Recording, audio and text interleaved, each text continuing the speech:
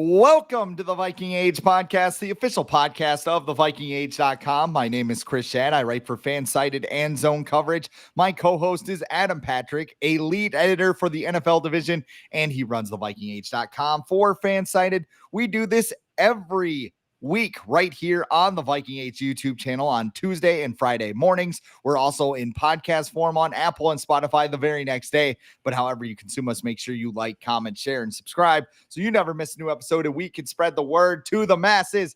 On today's show, I just feel better about the world, Adam. The sky is bluer. The food tastes better. The air tastes fresher. I got a fresh cup of coffee right here in my new mug. It's because Max Brosmer played yesterday, right?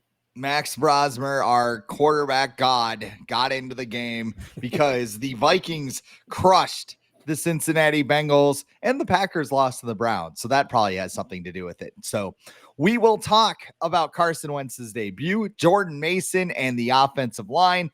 But first, the Vikings didn't get the Rodgers that everybody else wanted them to get this offseason, but they got the one they needed because have a day, Isaiah Rodgers Jr. This man was so good, he almost broke Pro Football Focus. They were just like, the numbers, 99.9. I don't know. Like sparks shot out of their head and their ass and everything else. Just total catastrophe over there. But he is the first player in the A22 era, starting back in 2006, to have a 99.9 overall grade. He also had the highest coverage grade in the history of PFF at 99.3. He was so good, they had to make a new color on the website. Blue was not good enough. They went with like this dark purple shit. It is incredible. So, and ESPN's Kevin Seifert, by the way, he added that Rodgers was the first player in NFL history to return an interception for a touchdown, return a fumble for a touchdown, and force 2 fumbles in the same game. So let's start here. Should he have gotten a grade of 100? Because I don't think it could get any better than the way Isaiah Rodgers played on Sunday. Yeah, definitely get 100, 105, 110. Yeah, they definitely signed the right Rodgers this year. They picked the right one because the other one, I think he threw for like his 509th touchdown or whatever to pass Brett Favre all-time touchdown passes. And the Vikings will see him next week. But this Rodgers just had an incredible game. Showed off his. I think he ran like a 4.3 at the combine when he was coming in the NFL. So, and he ran. I think Next Gen Stats had him running 20 miles an hour yesterday during his interception, which is insane. But yeah, it's almost Braun Breaker speed. Just get in the end zone. Just yeah, almost same build too. But yeah, like. He covered great. He had a great pass breakup. Was it on T. Higgins that he had the pass breakup, I think, in the side of the end zone there. So I think that might have been more impressive than the pick, because the pick kind of just like landed in his bread basket, and he just did the rest, returning and just by running over everybody. But his forced fumble, and then picking it up, it was like so seamless. Like I didn't even know he had the ball. And then he got up and just started running. And I'm like, oh, I guess he has the ball. I thought it was an incomplete pass. Yeah. Or like, I saw the play and then I was doing, I think I was writing at that point or something, but I looked down, or maybe I had red zone, but I looked and all of a sudden he's just running. I'm like, wait, huh? Fumble? What? He punched it out and like caught it at the same time. And then he started running and scored a touchdown, obviously. But it was great. Like one of the best single game defensive performances I've ever seen covering this team for over 10 years. And just watching this team in general, I can't think of there's that one guy who we don't speak of who had, I want to say he had a interception return and maybe like a punt return for a touchdown. He played for the Saints and Packers too. He's the guy, the floor and the roof. Yes. Yes. Yeah, you're more likely to end up on So the floor than the roof. I remember Yes. him having a similar game. It might have been not just him. He might have had a pick six, and somebody else might have had like a punt return or fumble recovery. But this game, yeah, just Isaiah Rodgers was awesome. Money well spent. Keeps it up, he's going to get paid more. So, another good move by who's the Vikings GM? Oh, Kwesi. Oh, yeah, that's right. Yeah, because he's a good GM. He just can't draft. What do you know? That's, Just can't draft. He just drafted Will Reichert and Donovan Jackson. And yeah, I think Oh my god. So just great job all around. I think Brian Flores obviously was a big part in getting Rodgers on the roster because he just liked him immediately, and Flores is so good at identifying talent with like Van Ginkel, Grenard, Cashman, even Rodgers. And I think just the cornerbacks in general have been surprisingly impressive for the Vikings this season. Really, really not a problem at all for the Vikings this year. Like, the only thing the Vikings have struggled on defense is struggling to stop Bijan Robinson run the ball, which every team struggles with. So just an amazing performance yesterday, and it all happened in the first half. We didn't even talk about that. It all happened within like the fumble recovery, and then the other fumble all happened within like 2 minutes of each other. Not even. Yeah, that last two, that was like a Madden 2-minute thing where you just like go balls to the walls and just try, 4 verts or whatever. I mean, that's not what they were running, but it was just like, I mean, I think on the last fumble, Zach Taylor said we were trying to run out the clock, and then he caused another fumble and then kneel the ball. Yeah, that might have been a better idea for the Bengals yesterday. And was Kevin O'Connell trying to run up the score? Because they were like going hard at the end of the first half. Like, we got to get this. I'm like, you guys are up like 34. But 10. I loved it. Yeah, like I wasn't mad. I was just, I mean, they trotted Will Reichert out for the 62-yarder, and I was like, fuck it. Let's see because what was he? I was at the game last year against Detroit. What was he going to kick? Wasn't it like a 65-yarder? It was from 70? I think so, yeah. Yeah, because they said we thought about letting him kick it, and we just decided not to, and that didn't end poorly. I don't know if yesterday's kick would have made it from 70. It kind of snuck in there. Well, and it was, if I remember it right, it was kind of teetering towards. Yeah, so I mean, it was a pretty. Accuracy was a question. Power was not. That would have been, if it was a eternal or infinite boundary, Will Reichert would have nailed it from 70 yards. I feel like 60-yard field goals are now like what 50-yard field goals used to be 10 years ago. Like, yeah, when teams are lining up for 60, you're just like, oh yeah, it's a good chance I'll make it. It's like, what? Like that's like the 60-40. Like, people never, unless people were in Denver, nobody ever tried the 60-yard field goal like 5 years ago. Like, people, like, you should play multiple sports if you're a kid, but specialization sometimes has it, especially if you're a kicker, like kicking and kicking and kicking and kicking. Like, well, even if you play Will Reichert, it was a trained assassin kicker. Even if you just play soccer and you convert to a kicker, because Brandon Aubrey, that's what he did. He was a professional soccer player, and then now he's arguably the best kicker in the league. Unless you want to give Will Reichert that title because he's perfect this year. So every high school team I covered, their kicker was a soccer player. They're like, you know how to kick? A little different, but I mean, I remember growing up in my high school, every kicker just kicked it straight on. Just like a boot, like back in the 70s or whatever, and people just used to run straight at the ball, kick it with your toe, and hopefully it goes in. With a cigarette hanging from their mouth or whatever. Yeah. I mean, you hit the nail on the head too a little bit. I mean, this is another win for Brian Flores in talent evaluation.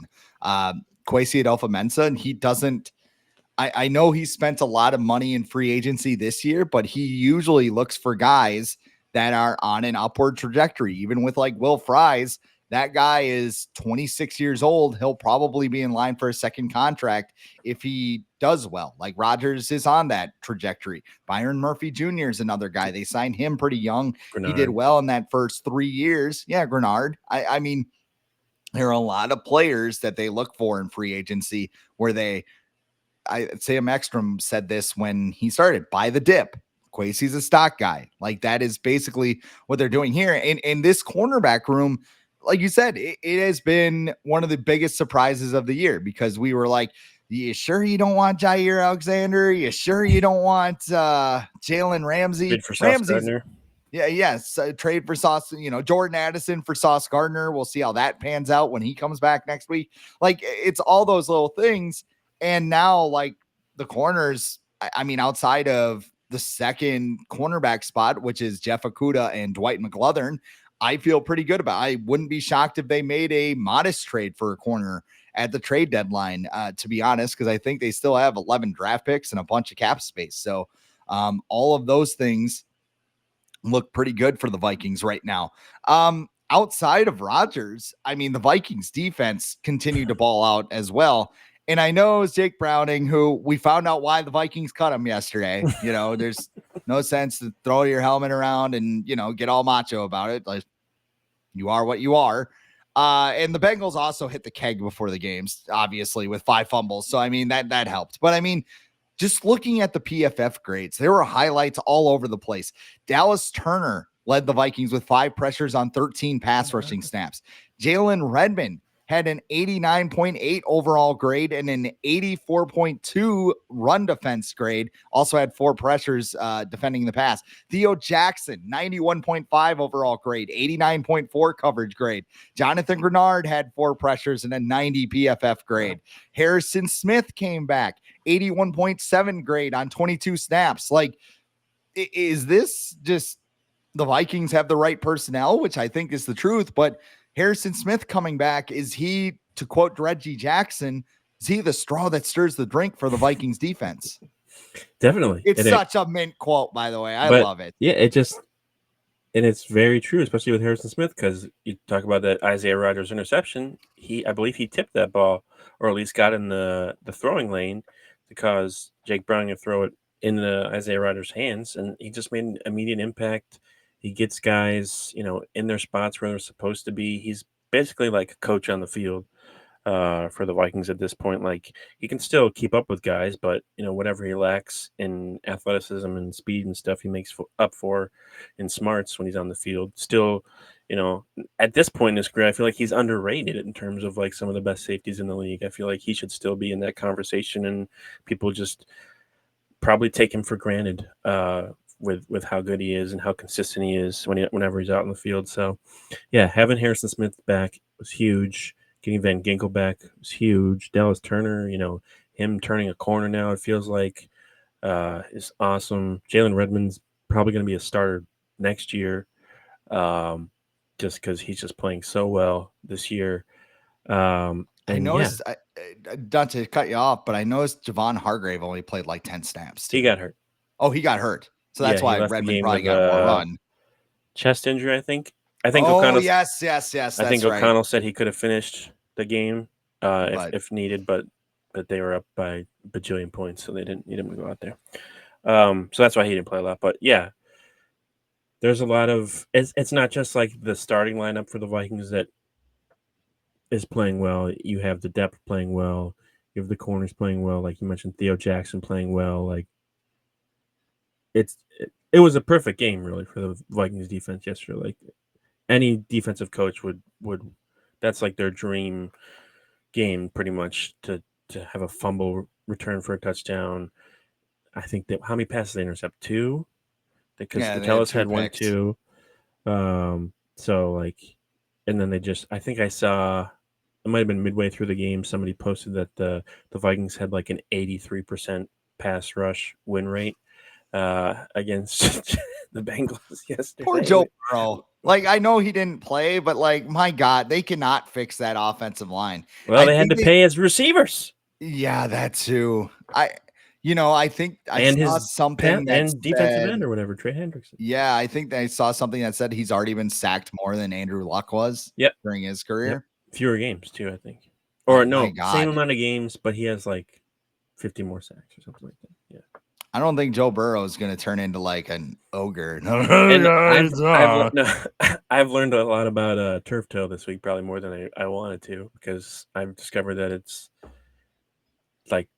the ligament between like the front heel of your foot and your big toe, like just tearing, and you can't really bend. Like I had to watch Jason Kelsey put his foot on the screen to explain where it is, and then there was also like 2,000 bookmarks on the video that they posted, which is weird. Rex Ryan was like all too excited in the corner, like, yeah, let's do this. Oh, that's a great comeback. But yeah, so was it? Oh, that just made me think of Julian Edelman when I think he got fined for like doing all the foot puns in his like presser or something. Do you remember that? No. Yeah. And they're all, I think they were playing the Jets or something, or the Bills, whenever Rex Ryan was with one of those teams, and he just like all of his answers were like foot related. So that was fun. But back to the Burrow, yeah, he doesn't have any time back there, but he also like I don't know if he has much room to complain because they paid him. They paid his two receivers that he wanted them to keep. They paid Trey Hendrickson. They don't really have a lot more money to pay. Like we've seen this year with Kirk Cousins off the books this year, Sam Darnold too, how much more money the Vikings had to invest in their offensive line and protecting their quarterback. Now the first 2 games it didn't really work out, but they didn't have their best offensive line out there. When they have their best offensive line, it's Christian Darasaw out there yesterday. He might have been the MVP of the game yesterday. Just his presence alone changed so much for the Vikings. Pass protection, run blocking, I'm so happy he's back. Like I want to see what JJ McCarthy looks like with him on the field, because I feel like it could be way different. But I don't know if that's going to happen anytime soon if Carson Wentz keeps helping these guys win. So we'll get to that. But yeah, let's talk about the offense. Let's get to that point, because I thought about this while watching the game, and you had a different point. The Vikings offense looked exactly how it's supposed to look yesterday. Just wrote a couple of stats here. Carson Wentz, 14 of 20, 173 yards, 2 touchdowns. Justin Jefferson, 5 catches, 75 yards. TJ Hawkinson, he's alive, everybody. 5 catches, 49 yards, and a touchdown. And Jordan Mason, 16 carries, 116 yards, 2 touchdowns. Let's start with the quarterback. What did you think about Carson Wentz's debut? I mean, when you look at the stat sheet, his numbers are not going to win him NFC Player of the Week. Maybe they will. I don't know how they decide that these days, because JJ McCarthy won. But you think Isaiah Rodgers is going to win Defensive Player of the Week? He won that at halftime yesterday. The people who decide that are like, well, that's he should be given NFC. He should be given Defensive Player of the Month for September. No one's gonna do better than that for this month. But with Wentz, he looked more comfortable. Obviously, he's been in the league for 10 years. He just ran the offense. He didn't turn the ball over. He completed 70% of his passes. Yes, I think he was sacked 3 times, but he didn't try and he just took the sacks. He didn't try and throw the ball with his left hand or just escape or whatever. He just took the sacks, get up and try again another time. What's something I noticed I looked up last night was it took the Vikings 10 drives in week 1 for their offense to score a touchdown with JJ McCarthy as their starter. It took the Vikings 1 drive yesterday to score a touchdown with their offense. With Wentz under center, and Carson Wentz, and the Vikings offense with Carson Wentz under center has already had more touchdown drives than what JJ McCarthy was able to lead the Vikings to during his 2 games combined, which is 3. So just the difference in his decision making, which was quick. I think I saw his time to throw was under 3 seconds yesterday. Just making quick decisions, and the approach for Kevin O'Connell, I feel like, was just as good as Wentz's performance yesterday because he stuck with the run in short yardage situations. They ran the ball instead of coming up with these fake pitch plays or whatever that aren't going to work. Just kept it simple. We're going to run it up your stomach, and you got to stop us. So hopefully that is something that will continue whenever McCarthy comes back. But if the Vikings win the next 2 games and they go in the bye 4-1, like, good luck convincing that locker room that we got to go back to JJ. Unless Wentz is just playing like garbage, which I don't think he will be based on yesterday. But like, that's going to be interesting coming up. But I think I disagree with that because Ooh. I think Carson Wentz played very well yesterday. But I also don't look at it and be like, oh my God, how are you going to bench this guy? There were times where he did hold on to the ball too long. And I mean, that comes with a guy who's only been in the system for a month. So I mean, some of those things were it. I feel like he did what he was supposed to do as a backup quarterback yesterday. He didn't, come in and light the world on fire. But I mean, if you were expecting that, I don't know. Have you watched football before? You want your backup quarterback to come in and not like crash the plane, so to speak. You want him to just, hey, get us from point A to point B, run the offense, make good decisions. And Carson Wentz checked all of those boxes. Now, what happens when he takes on the Steelers this weekend? What happens when he takes on the Browns, who have a better defense than the Packers expected? I'll tell you that right now. I'll get to them in a bit.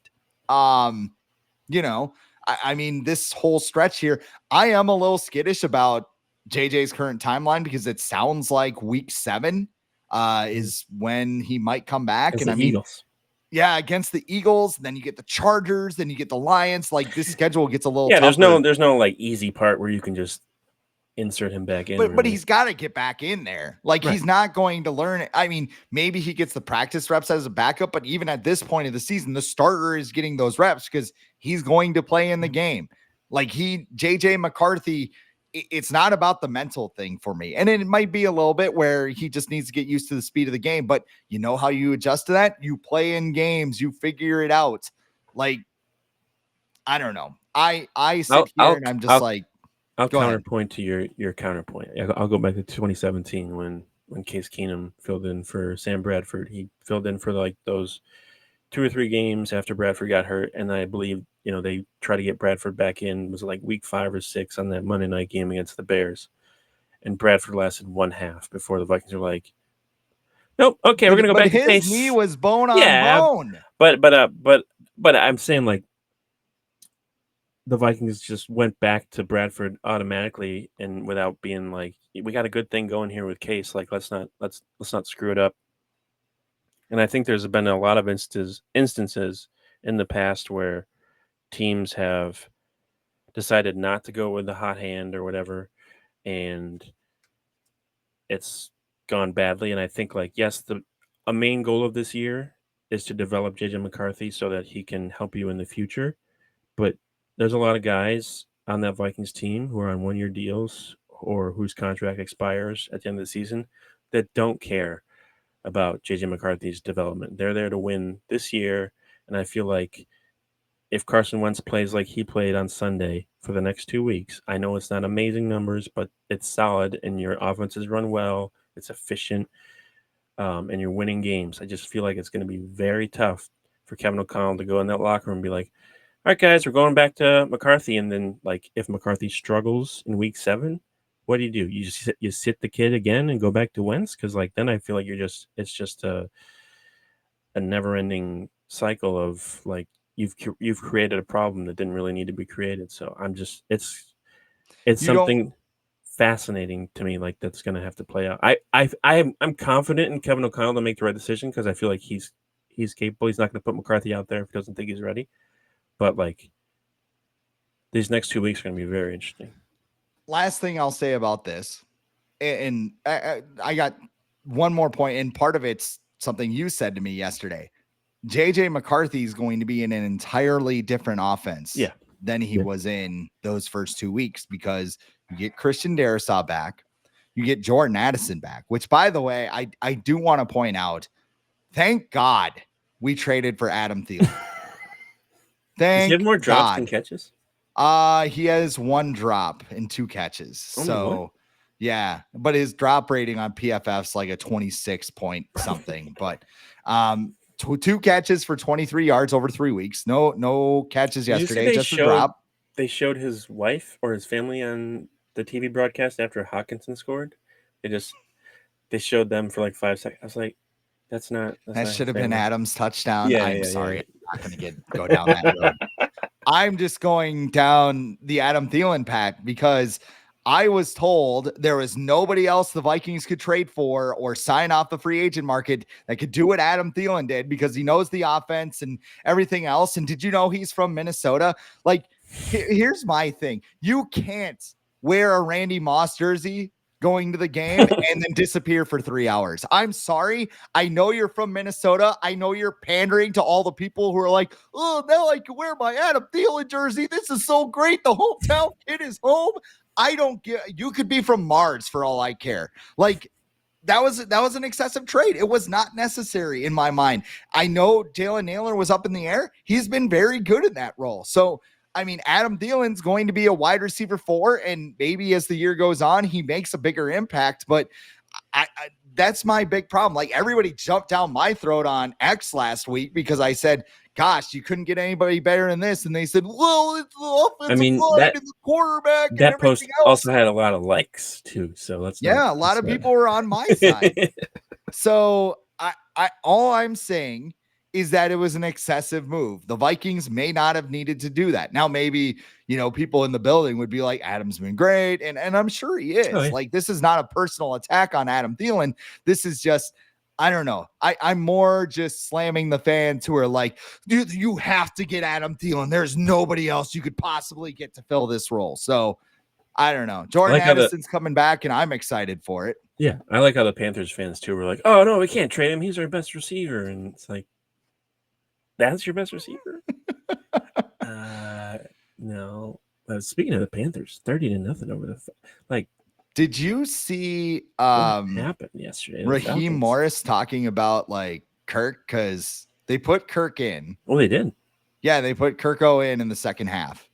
And, I see him standing on the side with his helmet, like ready to go. Ready to go. Just never know when somebody some player ran by him or like close to him, and he was just standing there with his helmet on. I'm like, you can just wear an earpiece, Like, no, I need to hear it. I need to hear it so I can go like this.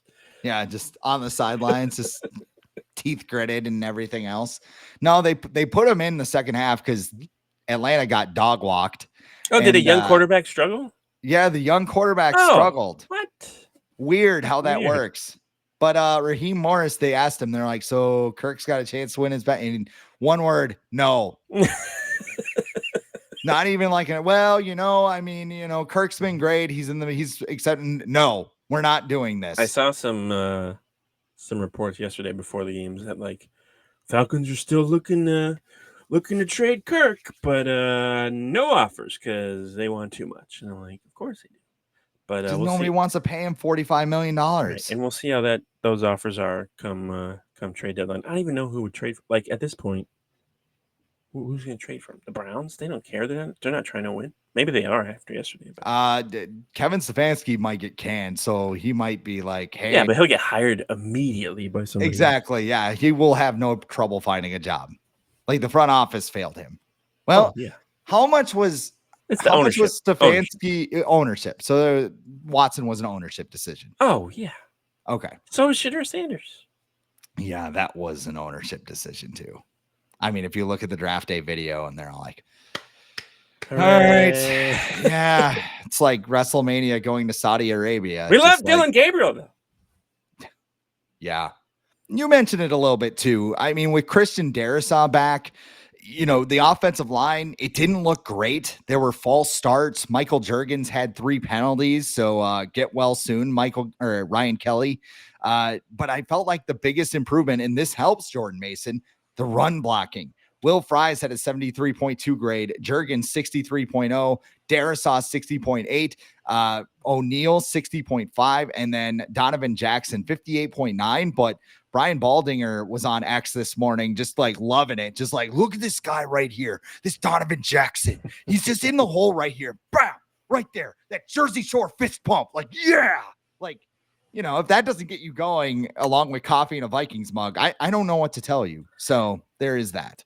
Getting some praise from Baldy is always good if you're an offensive lineman because he loves those trenches. But yeah, like Darasaw being back just makes a world of difference. He's just like a wall over there. He doesn't need help. Like Trey Hendrickson, I think, had one pressure yesterday, which is insane since he's at least he considers himself to be one of the best defensive ends in football because he wanted to get paid like it. He didn't look like it yesterday, but because Darasaw shut him down, and then it just looked a lot smoother. You worried a little less about pressure getting there. I know the Bengals don't bring a ton of pressure with their defense, but still being able to protect the quarterback much better yesterday than they were able to in the first two games. And I'm sure some of that has to do with Carson Wentz getting the ball out quicker as well. But, you know, having Darasaw back to go up against the Steelers defense with TJ Watt and then the following week against the Browns and Myles Garrett. So, like, they needed him back. I don't know if he would have been back if Justin School was not hurt.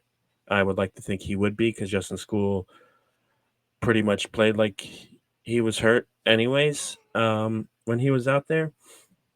So just happy to have him back. He just makes such a big difference.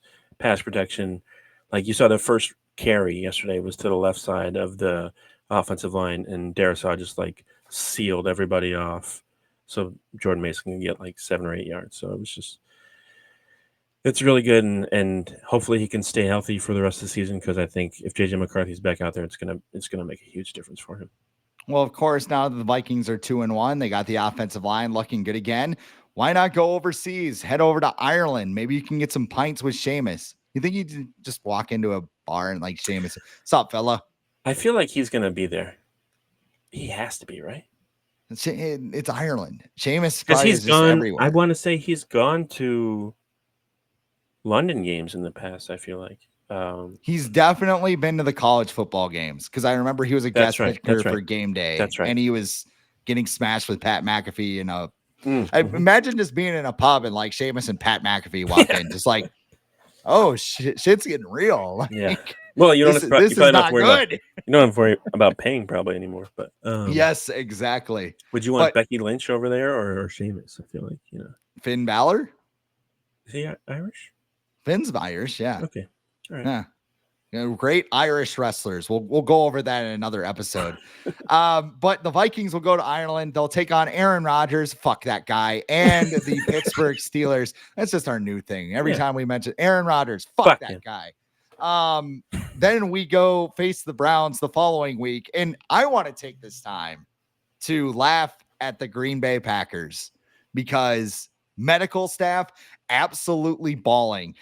Zach Tom tried to play through a torn oblique, which credit to him, but the medical staff, that's the thing. We got mad about the Darasaw thing, but we didn't want what happened to Zach Tom happen to Christian Darasaw, where it's just like, oh yeah, it is literally torn off the bone. This is a bad idea. And they're like, nope, go on in. Aaron Banks looks like a bust. Like I told everybody, Packers fans didn't like me when I wrote that this summer. I was right there too. Vikings fan. Tucker Kraft. I mean, I love me some Tucker Kraft. I covered him at SDSU. God knows what he played with, though. The Packers broke out the Matthew Golden jet sweep to try and put away game. I heard all throughout training camp how Randy Moss. Yeah, the jet sweep. They're running a jet sweep. It was like Matt LaFleur's flying V. If we want to go off our D2 discussion, like it got stuffed twice, and then Jordan Love with an absolute elite interception that got the Browns back in the game. Like I'm sure Green Bay will be fine. They're a good football team, but like this is what should happen when you talk like the Packers did. You got Jaden Reed coming out of surgery with a broken collarbone. Like, oh, bro, we going to ball, bro. We can have some more meds, dude. Like, you're fine. Xavier McKinney's like, I think we could go undefeated. Fuck you. Like, this is the NFL. You're not going to go undefeated. Like, if my own team was talking like that, I'd be like, you need to be checked. And they got checked against the Cleveland freaking Browns. So you get what you deserve. Credit to the Browns, though. They have a very good defense. They have a very good defense. Even the Green Bay Ravens didn't think so. They thought they were some unstoppable juggernaut that was going to shut out everybody the rest of the way. The Ravens scored like 15 or 18 points against them, and like their other 2 games, they've scored like 40 something points. Yeah. So, yeah, the Browns defense is good. Who's their DC? He was the old Lions coach. Jim Schwartz. That's right. He's always been good. Yeah. Better DC than a head coach, because it just felt like anarchy for a while there in Detroit. Not controlled fury. It was just anarchy. I always think of him and Harbaugh, the handshake that were like they were fighting in the tunnel or whatever. Like after that, just every time I think of him. But like, yeah, the Packers before the season started, I picked them not to make the playoffs because I picked them in last place. Yeah, they traded for Micah Parsons, but that doesn't fix like anything on their offense. Like they still don't have a number 1 receiver. They have like 1A, B, C, D, E, F, G. Jordan Love still going to make those decisions. Josh Jacobs is good every other game. Their offensive line, like you said, is not where it should be. Tucker Kraft is hurt. Like, is Eric Sugarman their trainer? Is that why they're going out there with one leg and but put the pills in the donuts. But who'd they play? They played the Cowboys and the Bears. Is that who they played so far? Who? Packers? They have played the Lions and Commanders. Wow, I was really off. Yeah. But they get the Cowboys next week. Maybe that's their next 2 games. But that's right. They do play the Cowboys because it's the Michael Parsons game. But yeah, just like this is the NFL. It's incredibly the team that went 17-0 during the season still couldn't go undefeated for the entire year, and they lost in the Super Bowl. Like it catches up to you. Like some days are just not your days. The Packers, they were one of the teams that what was it like 50 block field goals yesterday? Like that was insane. In like a 5-minute span. Jordan Davis is the last player I would have expected to have a block and a return for a touchdown. That was awesome. Will McDonald. The Browns game. There was a block in some other game too. But yeah, like you can't go on the road. That was such a perfect trap. That was like the definition of a trap game. And those are the types of games where the Packers were probably looking ahead next week to the Cowboys. Not that the Cowboys are any good, because they're what I think I saw somebody said yesterday. Might have been Brady that they're a 64-yard field goal away from being 0-3 this season. So yeah, boo-hoo Packers, tied for first place now with the Vikings, and hopefully the Lions lose tonight because I don't want them to be tied either. But that'll be good. Oh, and the Bears won. Good for them. Yeah, they beat a bad Dallas team, just like Green Bay will probably beat a bad Dallas team on Sunday night, and they'll be without the ball, bro. Last couple of things I just want to mention before we get out of here. The game in Dublin, Aviva Stadium, I believe it's called, has hosted 5 college football games dating back to 2016. Spoiler alert, it's a rainy, sloppy mess. Like the lines on the field don't stick there. Maybe the NFL it's Soldier Field in Dublin. It's Soldier Field, but in Ireland. That's what happens when you play games at a soccer stadium. The last 2 games were 24-21 scores. Georgia Tech over Florida State in 2024, Iowa State over Kansas State earlier this year. And I think the Vikings' desire to be a physical team is just going to be tested over the next 5 games. You got the Steelers, you got the Browns, you come home for the Eagles. The Chargers are a physical team. Yep. Then you go on the road against the Lions. Like the Ravens might be in this category right now too, but like I think that's more just aura instead of what they actually are, because they are kind of a shoot 'em out team with that offense right now. We'll see what happens when they play the Lions tonight, but I'm excited for this trip now that it's finally here, and I'm excited to see how the Vikings respond. Does that give you an advantage staying in Europe 2 straight weeks? All those questions should be answered in the next couple of games here. Yeah, and we got to remember both of these games are technically away games, so they don't have to go to Pittsburgh. They don't have to go to Cleveland for either of these games. It's a neutral field, and I feel like there's probably going to be a good amount of Vikings fans over there because they travel well, and they've been over to Europe a bunch of times within the last few years, so their fan base has probably grown even larger over there. But yeah, the note about the Dublin field being wet and slippery just makes me feel probably a little better about the Vikings being like, yeah, McCarthy's not going to play. We're gonna keep him on rehab. He's going to come, but he's going to rehab with us. Doesn't make me worry though about like, I don't know, Justin Jefferson and his hamstring injuries and stuff like that. Like, is that going to creep up? Hey guys, I don't care if your spikes don't look cool if they're the long spikes, but please wear the correct cleats so that you're not slipping everywhere. I know they're not the flashy custom cleats, but please just be practical to help everybody. But yeah, I think Steelers and Vikings, it's a classic, like old school two teams from the 70s that were great during that era, and are two like well-run franchises going up against each other. It's always a good battle. They beat them the last time they played, I feel like, right? Was that in US That was Bank here. Stadium? That was the Is that the Claypool game? yeah, where Chase Claypool got a first down with the clock running. Like they almost blew like I can't remember what the lead was, but like time's running down. Chase Claypool gets a first down and he's like dancing and shit. And they're like, dude, the clock is running. We're down. We have no timeouts. Get your ass over here. Is that the what's his face, Chris? The defensive back that hated Zimmer. What's his name? From Texas. But he had the Chris personal Boyd? Yes, he had the personal Yeah. foul and then like gloated about it on Instagram and stuff. Yeah. He Good posted job, a buddy. picture of him taunting and Yeah. oh Great my job. God. Chris Boyd. I don't miss Chris Boyd, but I do. I think he might be on the Texans now, which No, he's somewhere else. I think it's the Jets. Because remember, he shoved the special teams coach down there. So yeah, that's a quick way to get fired. Yeah, it is. But he's like, no, man, it was nothing. It clearly was something. Outside of your jillion special teams penalties. We're running out of time here, so I'm going to wrap up here. What's going on at the Viking age, Adam? We're just gonna look back still a little bit at Sunday's game, try and see everything that was going on and also action around the NFC North. Then we'll look ahead to the game in Dublin.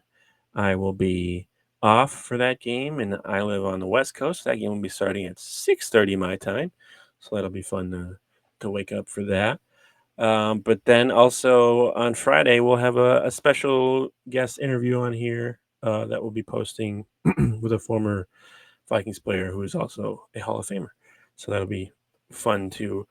We'll also write about that on the Viking Age, and so keep an eye out for that on Friday. That'll be releasing. So it's gonna be fun. It'll be nice to have a little break in the middle of the season. I don't think I've ever taken this long of a break in the middle of a season before. So I'll see what happens. I'll probably find a way to write something while I'm off. But pancakes and guac for Adam and probably a lot of Vikings fans. I don't know. I get a kick out of that commercial. I don't know why, but with Vince Vaughn and Owen Wilson, the Wedding Crashers breakfast vibes that nachos. they got. Exactly. Yeah. It's like, you ever tried pancakes and guac? You're about to. But shout outs on my end. Check out my work at Zone Coverage. I write for the Vikings over there, along with Twin Stuff and the Minnesota Wild, now that hockey season is upon us. Check out the FanSided RBN network to keep up with everything that's going on in the NFC North. We got the Packers at Dairyland Express. We got the Bears at DeWindy City. The Lions at Detroit Jock City, and we just started it this month, Sporting Soda, with some Vikings coverage, so you can check that out. But this is the Viking Age podcast, the official podcast of the VikingAge.com. I am Chris Schad at The Real Chris Schad. He is Adam Patrick at Adam Patrick NFL. We do this every week, Tuesday and Friday mornings, right here on the Viking Age YouTube channel and in podcast form the very next day on Apple and Spotify. However you consume us, please like, comment, share, and subscribe so you never miss a new episode and we can spread the word to the masses. For Adam Patrick, I am Chris Schad. I put some enthusiasm behind it this week. 4 letters, 1 word. Skull.